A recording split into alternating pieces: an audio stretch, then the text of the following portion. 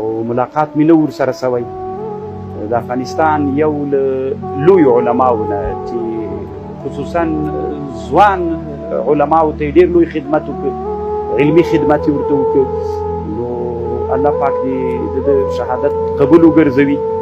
او بس مونږ ټول عمر افغانان کله چې کمال سړی پیدا سوی هغه موږ نه ده پرېښودلی. ټول عمر مې د کمال خلک د مځکې د سر نه لرې کړي دي او دا زموږ د افغانانو ناکامي هم ده. او هر وخت مو چې د کمال سړی پیدا سوی ده چې هغه یو کتاب د مثل الافلاطونیه ورته وایي، هغه کې یو مثال ذکر کړی ده چې دا هر وخت کې د حکیمان چې وي الله چې ټولنه کې د کمال خلک پیدا کړي.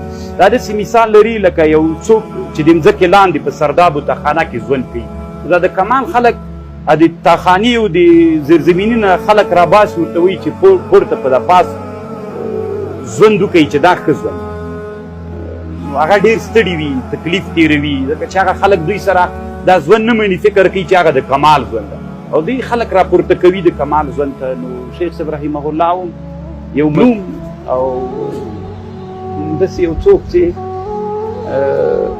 ډېر شاګردان یتیمان شول او د افغانستان خصوصا د علماو ټولنې ته ډېر تاوان ورسو، ځکه د ده په شتون باندې ډېر علمي نیالګي اوبه کېدل او شاګردانو ته ډېر خوشحاله ول. د دیني مدارسو د دیني علماو دپاره یو ښه رهنما و.